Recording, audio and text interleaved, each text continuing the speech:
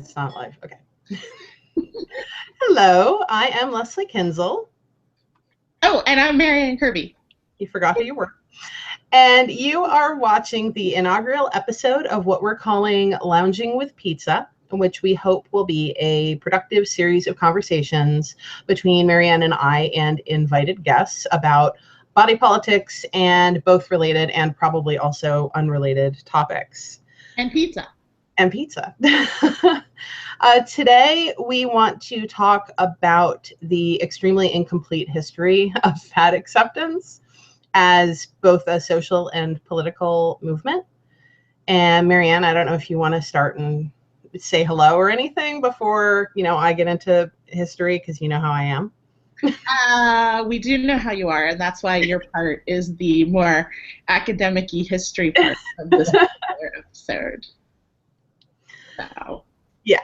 Okay, well, I'll just, get started a little bit here. Basically, the first early origins are, kind of unclear. There were a couple of there was like a fat-in event in the 60s that some radio show host set up. And there were like little things here and there. It really started to get codified in 1969 when NAFA was founded. NAFA at the time was National Association to Aid Fat Americans. And it was founded by a guy whose wife was fat. And he saw all of the discrimination that she had to deal with and felt bad or something. So he started this organization, which is now known as the National Organization to Advance Fat Acceptance. Originally, though, it wasn't a political organization. It was really kind of like they did like letter writing thing. I guess they had fat people writing supportive letters to each other, which is kind of sweet in a way. And it was more like just purely sort of a social, let's make each other feel better kind of thing. I was going to say it was sort of the genesis point of the BBW dance events and mixers. Yes, and because BBW, I think, evolved in the 70s. Like there were like these two sort of offshoots where you had sort of the more social dating, not just dating, but that was a big part of it. Sort of movement, which was that was where I forget, I should have looked up the name of I know BBW was actually coined by someone, and I'll figure out who that is and add a link later. But BBWs, which now I don't know. I mean, I tend to think of BBW stuff as pretty exclusively like dating profiles and porn. Yeah. I don't know. I'm really sorry to people who feel that as an identity. We want to hear from you if you really, really feel BBW as a multifaceted identity. But yeah, things got kind of interesting in 1970 because there was like this little sort of subgroup in NAFA in California that they call themselves the Fat Underground. They wound up breaking away. My understanding of the story is that they wound up breaking away from NAFA because NAFA was like, you guys are too feminist and you're too radical, and we can't handle what you want to do. So they sort of they were political.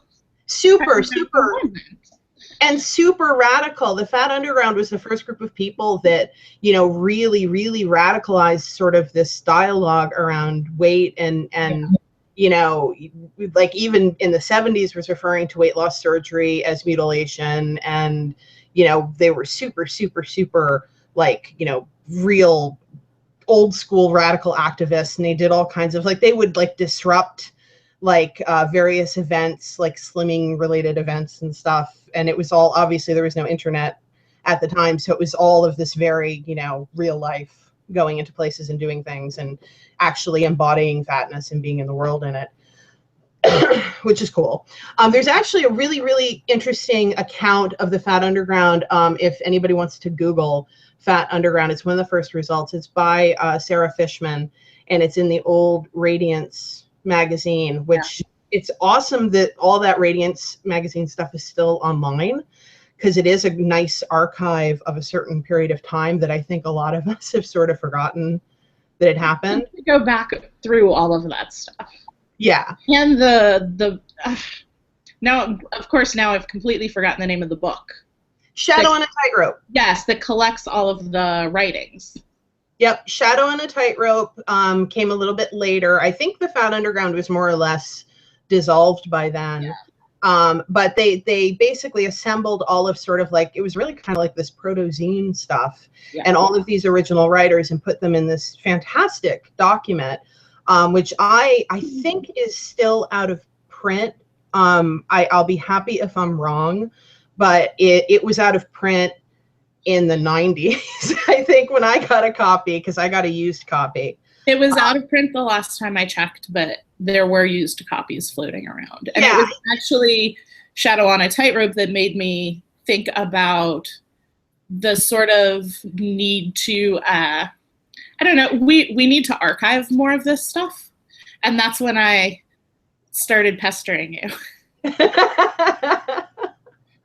But yeah, no, it's a great, I mean, that's one of the nice things about, I feel like we get kind of lulled into this sense that stuff on the internet is eternal and not ephemeral. And, you know, we don't need, you know, actual documents of this stuff. And we really kind of do. I mean, we're doubtless going to talk more about this as we move on. But, you know, the fact that there's a book that you know, encapsulates all of this work from the 1970s is really fantastic, that, you know, we still get a copy of that and go back to it and read it and glean stuff from it. And the spooky thing is, when you look at it today, it's still a lot of it is still really radical, yeah, by fat acceptance standards. You know, it's they had some really amazing sort of approaches and ideas, and there's so much to learn from it, yeah, even now, for sure. And you make a really good point about like the physicality and lasting nature of the book. A website only lasts as long as somebody pays for the domain and the hosting. I mean, a tragic website loss, yeah, suffered by me. So, I mean, I would have to go back to the Wayback Machine. Well, explain for people who don't know, explain what your situation is there. Okay, so my situation is that I suck. And not true. The entirety of the rotund.com, because of some weird timing stuff with my hosting and me not paying attention the way I should have been, they took down my site, and then they basically like ditched that server. So there weren't any backups, and it was just all gone. There was zero way to restore it. I don't know. I was like crying through the email thread. So there's probably a more technical explanation for what happened, but it starts with I wasn't paying attention and my server hosting lapsed because I wasn't updating it on a regular basis. Mm-hmm. And I thought I had it on a renewing thing, and it just, So now it's all gone. And I can search the Wayback Machine for however many years of blogging, but there's no getting back like all of the comment threads and the discussions, and it's still like, it causes me some actual deep physical pain. Well, I mean, people will very often mention like the Wayback Machine if, you know, they sort of have questions about, you know, like if you're looking for something that's kind of old. But the thing is, with the Wayback Machine, you need to know what you're looking for. Yeah. So it's not like you can just sort of idly, you know, I mean, you could idly search for certain terms, but it's, you know, you're not going to find, you know, the Rotund archive unless you're actually going and specifically searching for the Rotund archive. And, you know, it's there, and it technically exists, but it's not really in a form that's accessible to people. It's also, I think people, not everybody understands what the Wayback Machine is. It's not a dynamic picture of a website. Mm-hmm. Like, you don't go to waybackmachine.therotund.com. Like, it's the entry in a snapshot, like just a specific Polaroid of that instance, and nothing else. And it's just I mean, the loss of the Rotund. I mean, I feel the loss of the Rotund, but I do have a funny thing to tell you. Okay. That I noticed when I was verifying dates for my notes to talk about this today. Okay. Wikipedia Wikipedia has a pretty, I mean, they have a pretty incomplete fat acceptance page. They definitely quote some really important, really awesome people, but there's a lot of people who aren't mentioned, obviously. Yeah. Anyway, at one point in the history of fat acceptance, they talk about Kate Harding of blog Shapely Prose and, you know, Marianne Kirby of the blog Fashionista. Lessons from the Fat. This is extra excellent because 100% of the time people are like, oh, you wrote that thing about chub rub last summer. And I'm like, I understand that all fat white women look alike, but. Yeah, so that made me laugh for probably a half hour. That you're on there as Fashionista. And it's not there once. I think it's actually there twice. That you were the blogger for Fashionista. For the record, everyone, Marianne's blog was The Rotund. My blog was fashionista.com, which later changed to twowholecakes.com.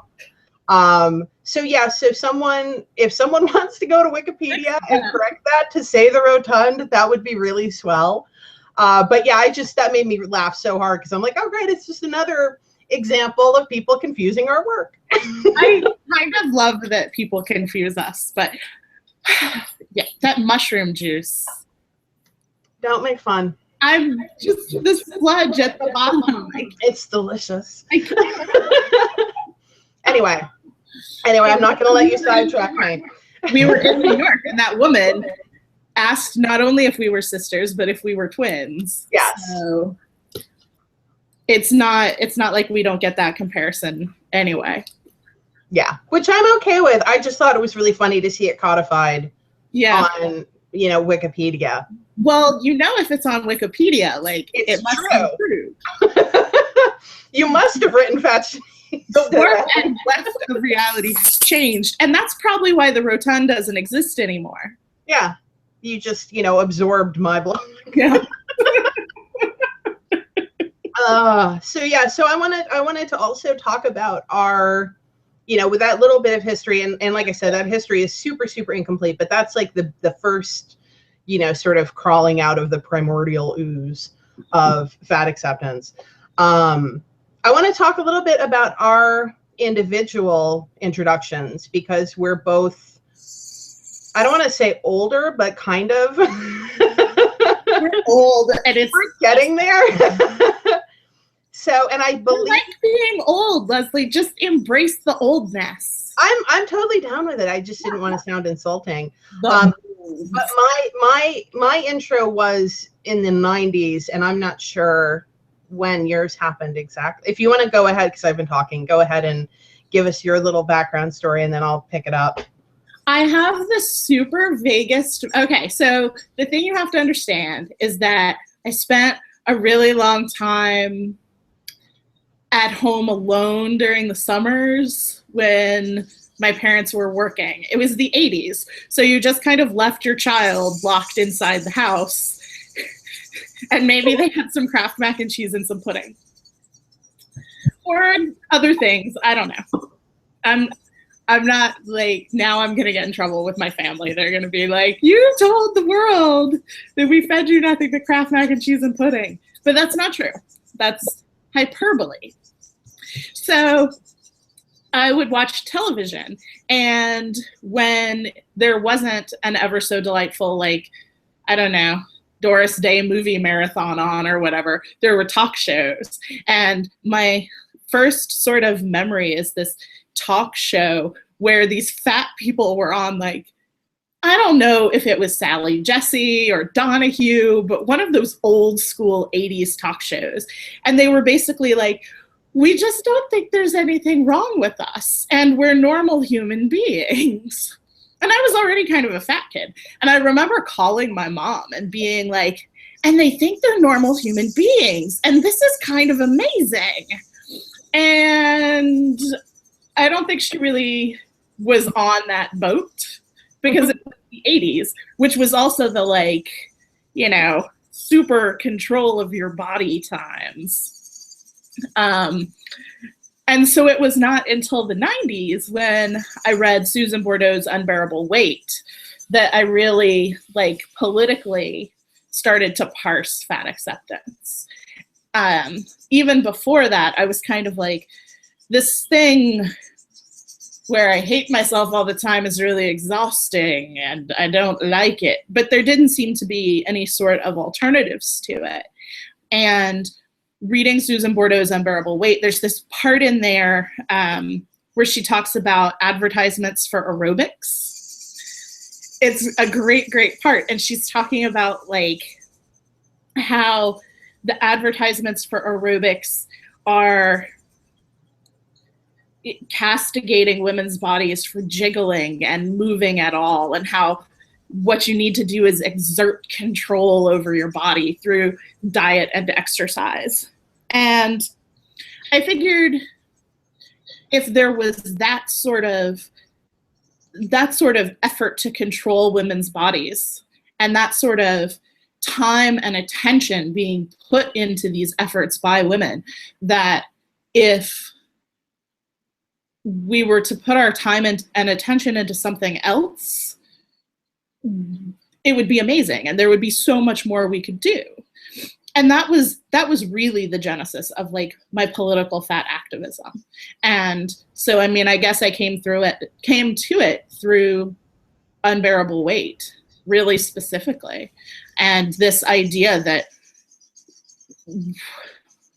women's power is controlled through access to food and through aesthetic. Totally. Yeah. I forget when I read Unbearable Weight for the first time. I think it wasn't until I was in college, honestly. The first exposure that I actually remember was my freshman year of college. And you've probably heard this story before. My freshman year of college, I was in Boston. I was at Boston University, and there used to be, it's like gone a million years now, but there used to be a Tower Records at the end of Newbury Street.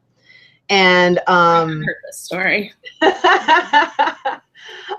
Yeah, so there used to be this Tower Records, and it was like back when Tower Records had like a book section, and they had all these crazy magazines, and they had a bunch of zines too. And the first thing I saw when I was there, it's weird how Tower Records is like my, sort of fat acceptance route, but there you go. The first thing I saw there was an issue of Fat Girl, which was a fat lesbian zine, and that, like, totally blew my mind. Like, I couldn't even fathom a zine about thinking fat women were hot. Like, that was just, I was so, like, deep in my shame still, like, even, my first year of college. So that was sort of the first thing I saw. And then in the fiction section, I ran across a novel. Technically, it's a young adult novel, but it's a fantastic book regardless, by Susan Stinson. And it was called Fat Girl Dances with Rocks.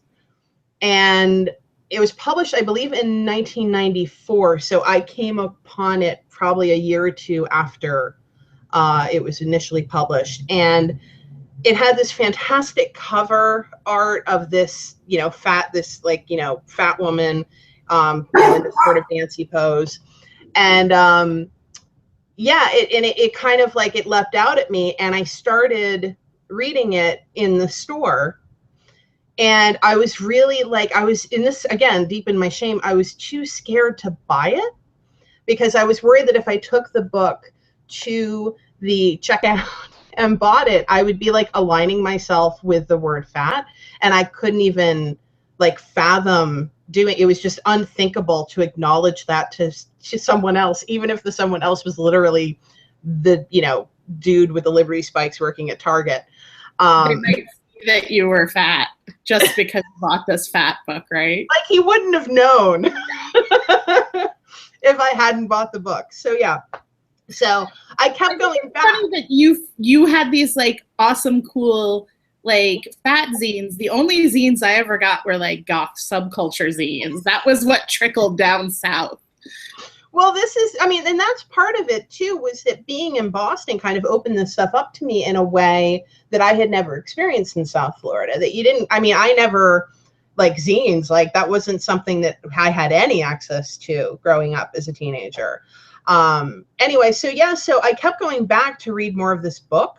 And I was obviously, you know, an undergrad and an 18-year-old, and I would go in and read until like one of the employees would start like, you know, looking at me all suspicious, and then I'd put it back. And I kept going back to try to finish the book because I wanted to read it, but I didn't want to buy it, which is, you know, and Susan, the author, Susan Stinson, knows the story. She's heard the story. She loves it. So lest you think I was stealing her book.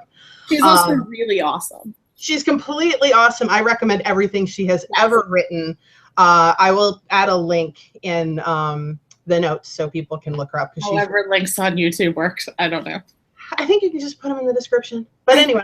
I think you can put it in the video so that it's on screen. You're making things complicated now, Mary. I'm sorry. I'm going to mute my microphone again. Anyway, so yeah, so I kept going back to try to finish the book.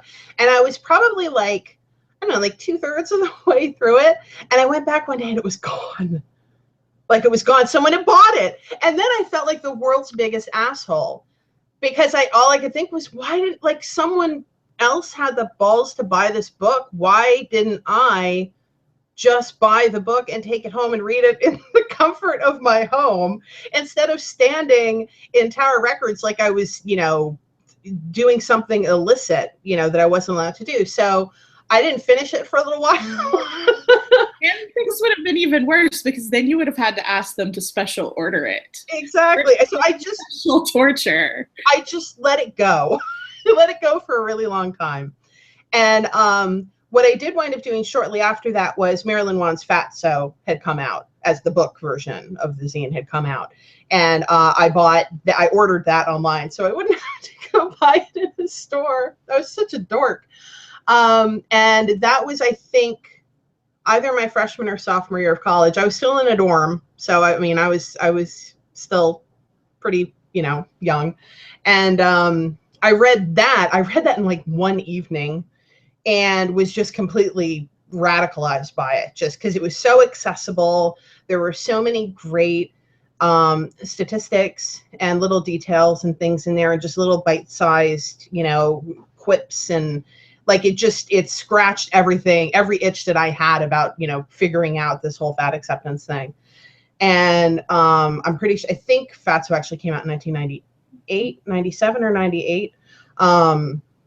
But yeah, so mine was books, really. Yeah, was getting into, you know, the first Susan Stinson book and then reading Fatso. And from there, I just kind of, that revolutionized how I thought about myself. And I kind of, you know, started rebuilding my relationship with my body and my relationship with food and all of that from that point onward.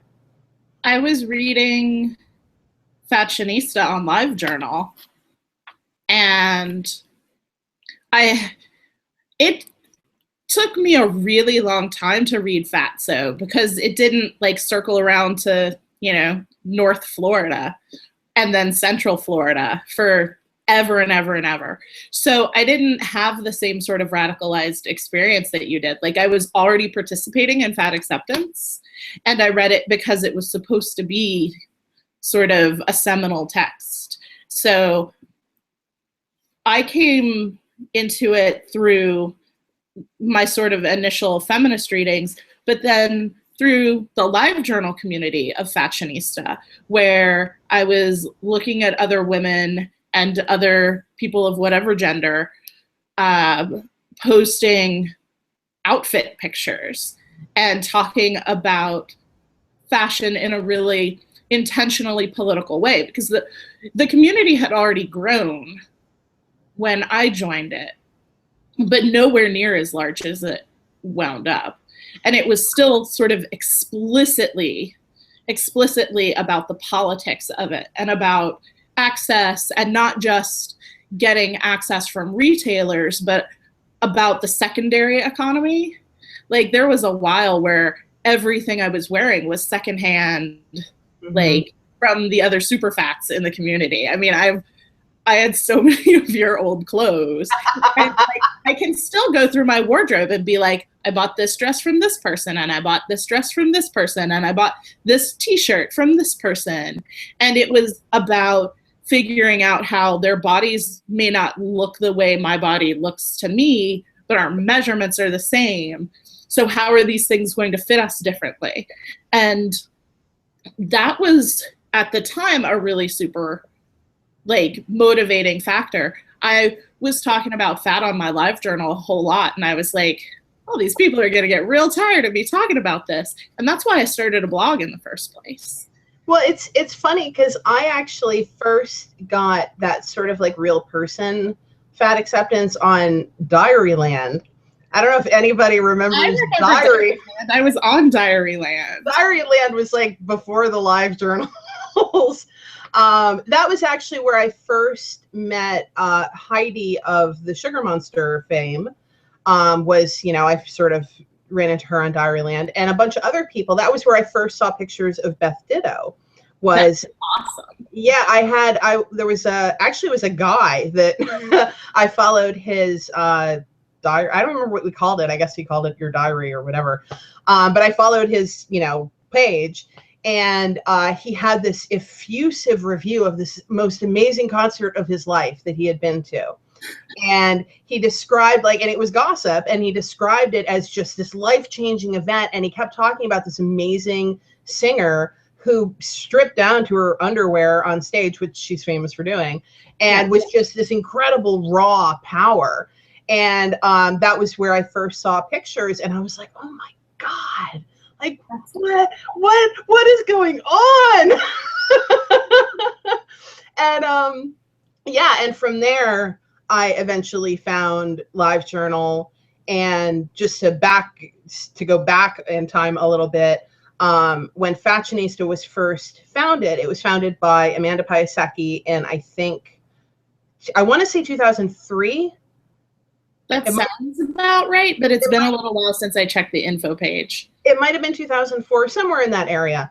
And it was founded as this, I was one of, the first people to sign on.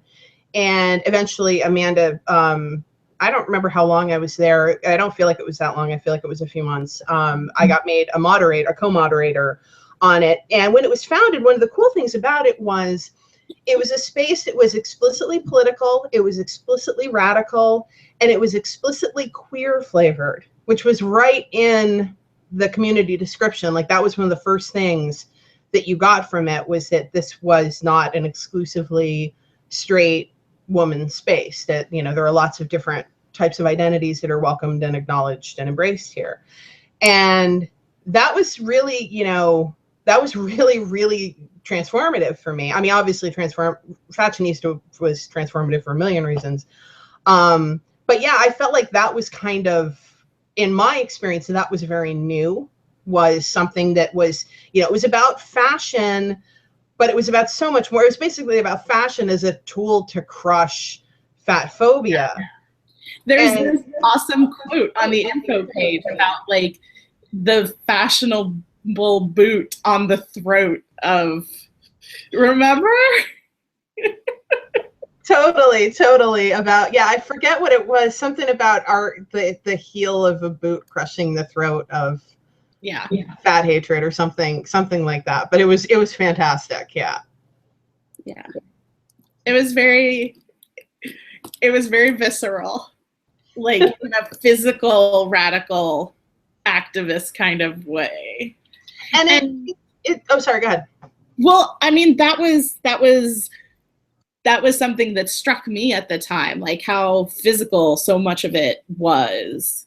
We were all on the internet, but it was a big deal to be posting pictures and to be seeing the other person on the other side of the screen, because it was so much easier at that point, like, to post images and host them, and you didn't have to have a fancy camera, you didn't have to do anything super fancy. Like, suddenly it got so much easier.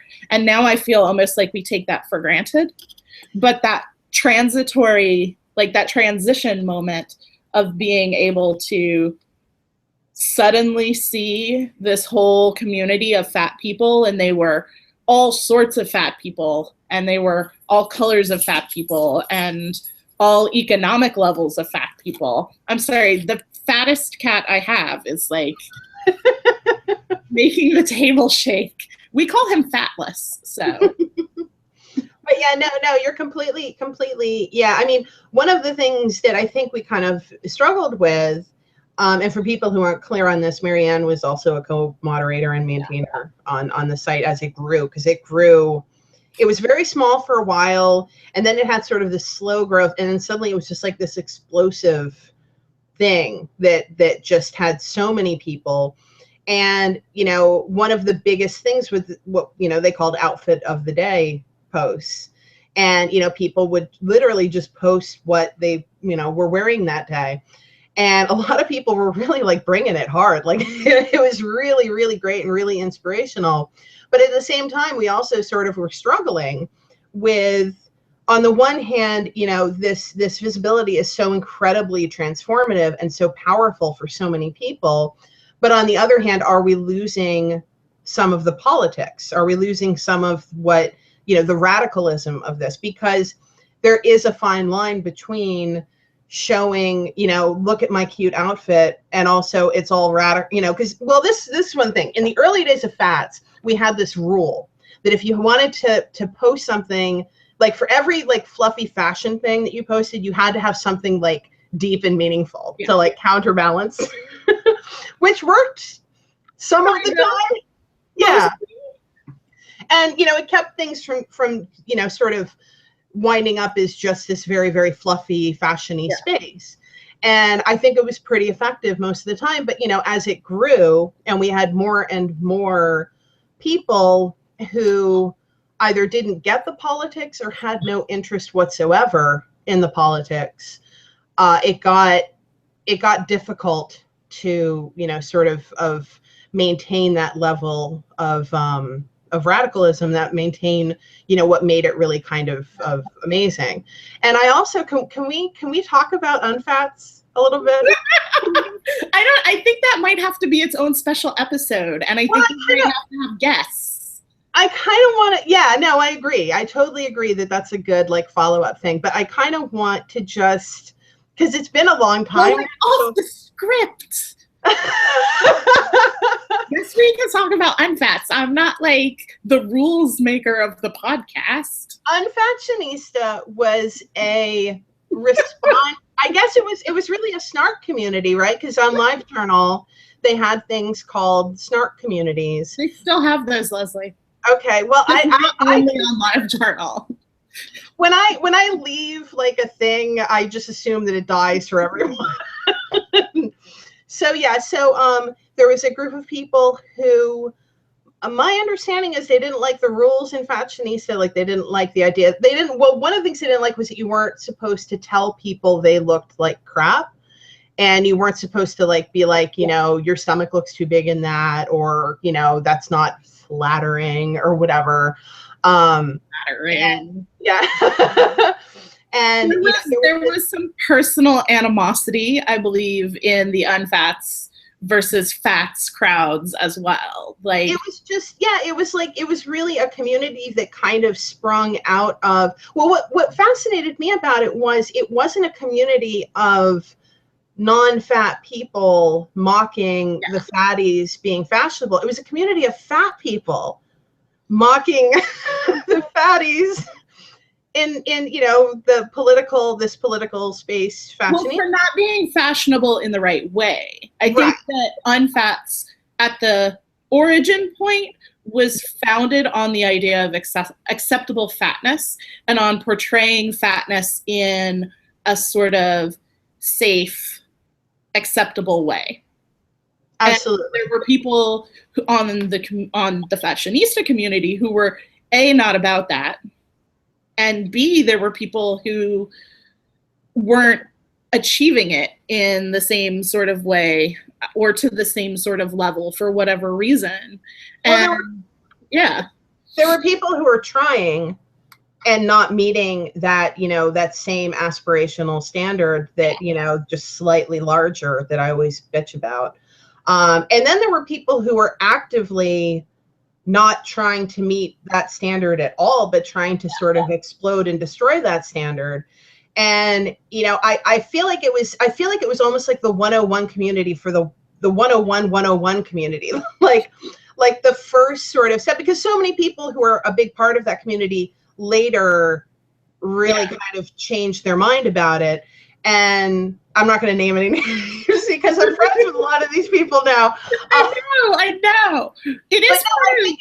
I feel like it's hard to talk about the history of Fashionista, which was this incredibly important space for a lot of people, like a lot of plus size fashion bloggers now, like Gabby of Gabby Fresh, first started all of this in Fashionista. So yeah.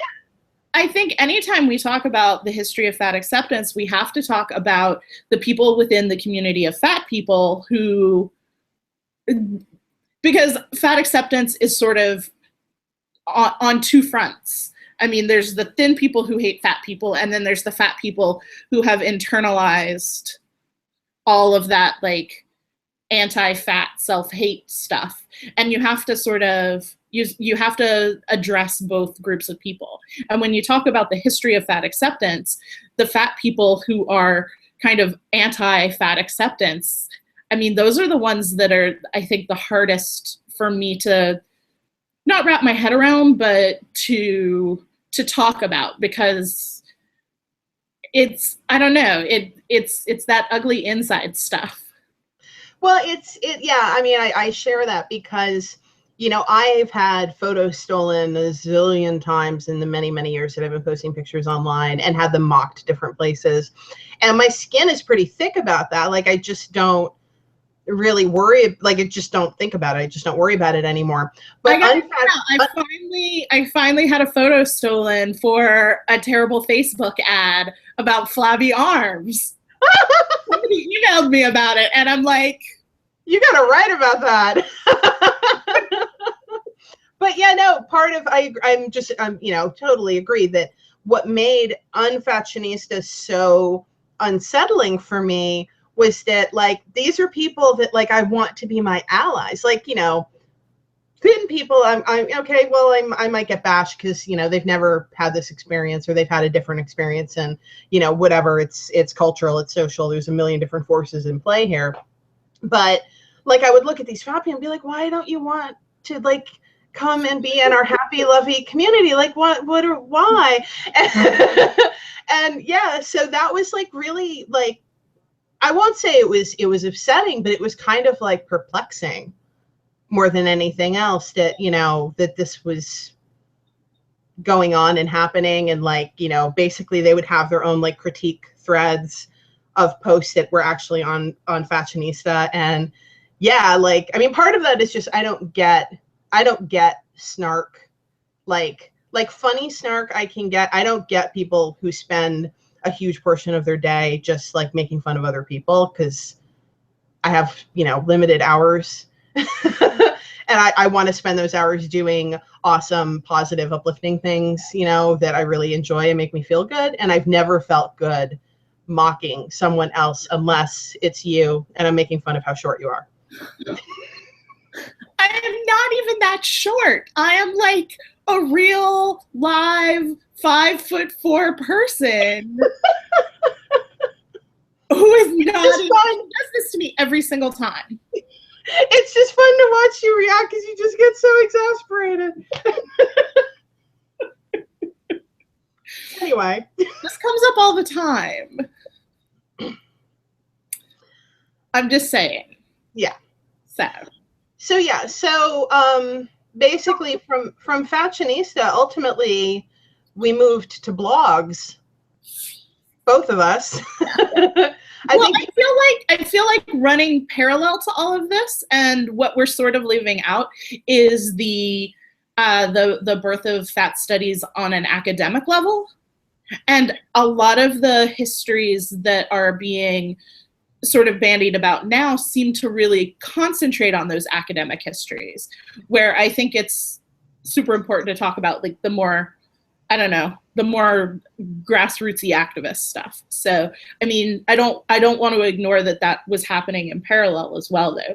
People were starting to look at fat not only from a feminist perspective, but from a specifically fat studies, how is fatness impacting people and our society and all of that stuff kind of perspective. Yeah. Yeah, no. I feel like what's interesting for me is that I was actually doing fat studies academically at the time because I was in grad school, and I kind of like, it's weird, but I don't really think of that anymore. At the time, that was such a huge part of my identity. But now, and this is not, and I want to be very careful not to dismiss what fat studies academics are doing, because they're doing, you know, scholarly work that's really, really important and really crucial. But it was so hard for me to find professors who wanted to back the work that I was doing. Or, you know, they would hear, like, I would explain what I was trying to do, and they would make a bunch of assumptions about it, and then basically try to make me do what they were assuming I was doing and not actually listening to what I actually wanted to do. Because there really wasn't. There was, you know, Katie Lebesco was one person who was doing fat studies academically at the time. Who else was there? There was someone else. Well, Charlotte Cooper came in later. Yeah. She did more traditional sort of activists. Like, she had that book Fat and Proud, which is a fantastic, super underrated fat acceptance text that I highly, highly recommend. And then later she sort of moved into the more academic side of things. But yeah, no, I think that I kind of agree with, even as someone who was doing that at the time, I kind of, you know, came out of it with this sense that, like, I felt like, I mean, that was ultimate. I mean, this sounds terrible, but, and maybe part of it is just I was a terrible scholar, but I mean, that's the honest truth. Is I eventually sort of came to this conclusion that what I was doing as a moderator on Fashionista was more powerful and transformative than all of the scholarly work that I was doing as a grad student. So yeah, I just kind of, you know, I don't know, but yeah, I think it is important to acknowledge that was also happening. I think that the very first post I wrote for Fashionista was about having photos taken of my big fat self in my underpants for a benefit calendar. And that was your first picture. That was the first picture of you on Fashionista. My first picture on Fashionista. And it's, I don't know, it's me in my underpants. And it was, it was my first experience writing about fatness and engaging in that dialogue with people online about it. And I mean, it sort of clicked in a way that it never did academically for me. Like, because it was an instant dialogue, and it was a dialogue that made a difference immediately in people's, like, individual people's lives. Yeah. And I think that's what's so appealing to me about in-person and online activism. I mean, we went from LiveJournal to the blogs. I think now, like, Tumblr and Instagram are really visual versions of it, and I think they have different strengths and different weaknesses than the blogs did. But I think that might be a whole other episode. I don't know. We've been running a little while. Yeah. But we talk a lot. Our podcast used to go forever, so we're gonna have to shut up. Yeah, we can maybe extend this to a part 2, because I kind of wanted to talk about, well, I want to talk about stuff like No Lose. I wanted to talk about the original Redress NYC store, and, you know, stuff like that is a little more person-based, a little less exclusively online. So yeah, so, you know, maybe we can do a follow-up, and we can have, like, a guest or two come in and talk about, you know, stuff like that. That would be really cool. That would be so great. Awesome. Okay, well, then we will wrap up here. Okay. And you've been watching Lounging with Pizza. We have no pizza. We're sorry. I'm Lesley Kinzel. I'm Marianne Kirby. And thanks so much for watching.